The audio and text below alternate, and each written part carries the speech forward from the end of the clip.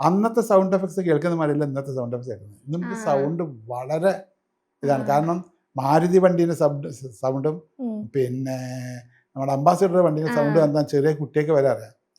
അപ്പോൾ നമ്മൾ മാരുതി വണ്ടി പോകുമ്പോൾ അംബാസിഡറിൻ്റെ സൗണ്ട് കൊടുക്കുകയാണെങ്കിൽ അയ്യേ ഇത് എന്താണ് ഇങ്ങനെ ബുള്ളറ്റ് വണ്ടീൻ്റെയും എല്ലാത്തിനും വ്യത്യാസമാണ്.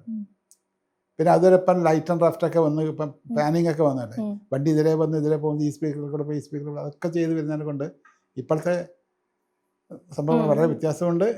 പിന്നെ അതിന് കൊടുക്കുന്ന രീതിക്കും വ്യത്യാസമുണ്ട് ഒക്കെ ഉണ്ട്. അന്നൊക്കെ എന്താ വെച്ചാൽ ടേപ്പ് റെക്കോർഡ് ഒന്നും വെച്ചാൽ ഞാൻ അധികം സിനിമക്ക് വളരെ കുറച്ച് ചെയ്തതുള്ളൂ, 1-2 സിനിമയ്ക്ക് ചെയ്തുള്ളൂ.